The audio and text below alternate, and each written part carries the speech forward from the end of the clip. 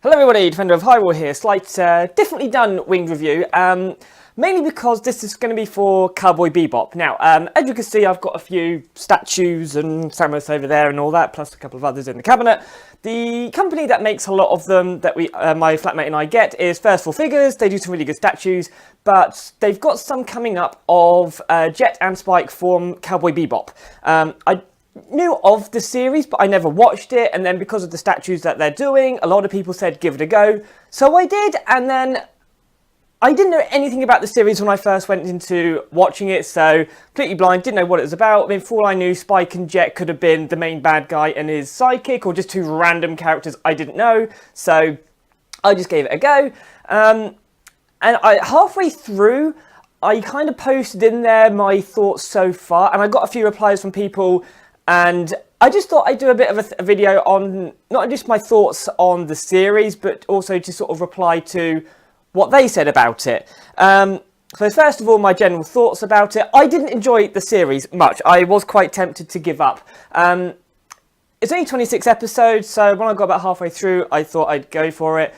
The basic premise is that it's set in the future, the Earth seems to pretty much being ruined, we are doing interplanetary travel, and humans have seemed to sort of, they've terraformed parts of other planets, moons and all this, it's hot in here, moons and all that sort of thing.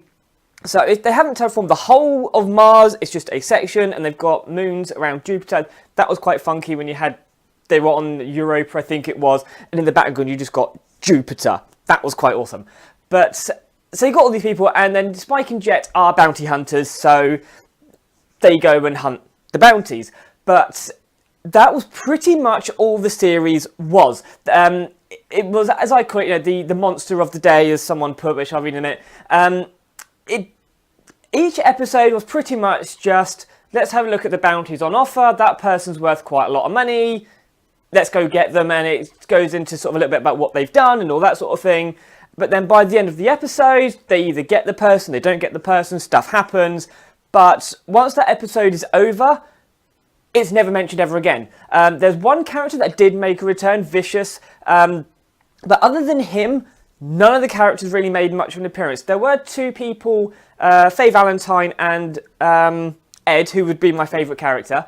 They ended up becoming members of the crew, and then sort of party-ish main characters, but in terms of the actual sort of main people, bad guys and all that, it is just a case of a new one every time, and that's it. It did go into their backstories a little bit, but only every now and again, and even then it wasn't much, and it was all well and good hearing about them, but it made no difference to what was going on whatsoever. So although it was interesting finding out what happened to Faye and why she had no memories about who she was and all that, but then nothing really comes of it. I'm not going to do any spoilers yet, because if you want to watch it, you can do, but in a minute I will go through a bit more into how the things that they said didn't really do much. So, but I'll go through the messages I got. First one, Hunter Shumate, I probably pronounced that completely wrong. He's put, if you want a proper story, as you say, it's not coming. It remains as snapshots of the crew's lives. It's just that they themselves start to focus on something. If you don't like it now, then it's not going to change your mind. He was spot on. That was about halfway through, and I suppose I was entertained enough to keep it on going, but if it was 50 episodes more, maybe, I would not have carried on. It's only because it was only 20 minutes an episode, I could get through it reasonably quickly, so I just thought, what the hell, I might as well finish it off, so I did. But he was right, it didn't change my mind at all as we was going through it, and there was no real story until the very, very end, but I'll come on to that in a minute. Chris Daniels, now this is probably the main person who I was it here? I don't know, but it looks like we all got in together, but he's put, Bebop and some other classics from around that same time is structured more like a TV show than what most regular anime is now. The first half of the series is just random encounters, often referred to as the Monster of the Week style episodes, but these are all there to give little insight into the characters while showing them doing something cool. This helps the major plot revelations in the run-up to the end, as you have more meaning because you know the characters better. You've seen how they react in their day-to-day lives and doing random and unimportant things, so when they're acting differently, you know the stakes have, and then for some reason I cut the rest of it off on the screen capture, but I guess it's the stakes have risen or something, which I get that, and yes, it's all well and good to get to know the characters, find out who they are, what they're about, and all that sort of thing, but he said, was it halfway through the first half of the series, by episode 13 of the 26, it still carried on doing the odd random episodes, so it was probably only the last sort of 3 episodes that really kind of took everything and then ran with it. So it did not need that many episodes to get you to know the characters. It can easily do that in a few. And even then, although he says about them acting differently, nothing really happens to make you need to know the characters that well. I mean, it's all, if there was an episode where someone gets kidnapped and then an imposter comes in, dresses them, looks like them, acts like them and all that, and then there's the little minor details so you know that's not them, fair enough, it would have been. But there was no episode like that at all. So it's all kind of like, what's the point in having all these episodes to get us to know the characters that well and then not do anything that requires us or anybody to know them that well? It's just random episodes after random episode. And then what else did they put? There's a reason the show still finds itself in top anime of all time lists. And it's not the getaway to the West thing. Okay, I've not seen many top 10 animes of all time, but okay. I make the argument that this is Hunter again. Make the argument that because it's very Western is the reason people like it so much to put it in those lists. The Western, yeah, I mean, it did remind me a lot of Firefly. I really, really enjoyed Firefly, but then that had the common things about going on, you know, with the Hands in Blue, what happened to River, Mal's hunting down the guy who's the mob boss and all that. He appears a few times. So, for me, it being a Western doesn't automatically make it good. Maybe for some people it does. So, the whole Western side of thing, saying that that's the reason people like it so much, and yeah, if you like Westerns, then lovely jubbly, you might enjoy it. Just space travel. So, but for me, it just didn't, it needed a bit more. And then Chris Daniels, maybe I guess the fact that I still regard it as one of the best anime ever makes it so I don't see it that way. So yeah, so it's one of those, he like loves it, so anything people say is going to be a case of he disagrees, but which is fine, each to their own. If people love this anime, then good on them. I mean, there's plenty of animes out there that people go, ugh, that I really, really like. You know, Wolf's Rain, Kuro Shitsuji and all that sort of thing. I thoroughly enjoyed them, and other people will probably go, meh. It was a similar problem that I had with Avatar The Last Airbender Season 1. I loved that series, and it was my favourite series of all time for a long time. But when I was watching the first season, because that does have a section as well where it's setting a lot of stuff up, so it is just random encounter after random encounter after random encounter. But then after 2, maybe 3 random encounters, it then has a couple of episodes of story-driven stuff where it goes back into the Avatar's role, his background and all that sort of thing.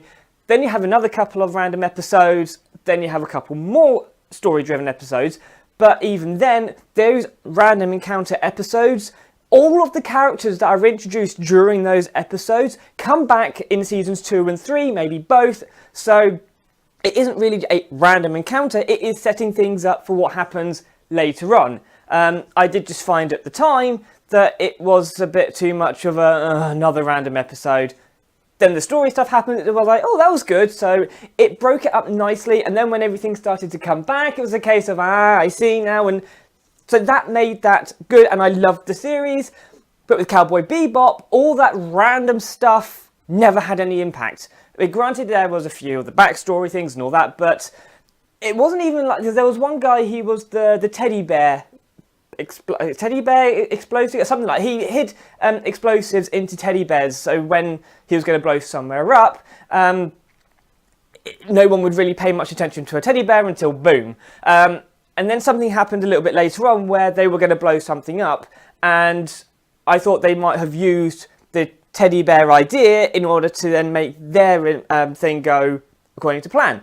But they didn't, they just plonked a bomb somewhere. So nothing that really happened made any effect. Maybe that's the main problem. But with the ending sort of spoilery area, The last 3 episodes were pretty good. They were probably my favourite episodes of the lot. But even then, some of the stuff that happens, Faye, we are going to spoiler territory now.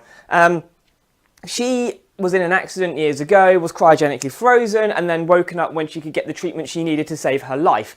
The side effect was that she lost all of her memory, and then eventually, towards the end, she got all of her memories back, and then she goes back home to be with the people she should have been with and all that. But when she gets there, the house that she thought she belonged had been demolished. It didn't really go into why, how, what happened or anything. It was just a case of, oh, it's gone. And then nothing happened. So we don't know whether she went back to the ship, whether she went somewhere else, whether she had other memories. Nothing. And with Ein, I think she's 12 or 13, something along those lines. And she had the dog, Ein. If First Four Figures did a statue of them two, then I might be tempted, but even then, yeah. But she ends up finding out, because she's pretty much an orphan, she eventually finds out that her dad's alive and where he is, tracks him down, and then it's sort of, she's there going, Dad, I found you, yay, and the dad's there going, are you my son or my daughter? I can't remember. So, yeah. And then something happens and he just goes. No, see you later, meet me here, meet me there. He just goes. I think they're trying to do some sort of a map of everything. Something happens, so they have to run off to update the map, and he just legs it. And then later on, you see Ed with Ein walking along, and I think she was going to go and be with her dad, but it's a case of, but clearly your dad's not interested in you. He didn't even give you the time of day. Yes, he seemed happy to see you, but clearly he's got his own life. And if you go along there, does he really want you to be there? Are you going to be happy? What? But you don't even know if they got together. You just saw her walking along with the dog, and then it never went back to them. So all this stuff, it just never had any sort of payoff. And maybe that's what people like about it. They liked the open-ending thing about it, that you can start going with theories and ideas and all that sort of thing, just to try and piece together and have a bit of a debate about it. But for me, I liked things to be maybe have the slight ooh, but it didn't even get close enough to have an ooh, and that's the technical term now, or anything like that. So it just left it too open-ended for me to even really make me care about what happened. Which is a shame, because Ed was great. So I guess that's about it, really. It was a good job that the series wasn't any longer, otherwise I would have given up with it.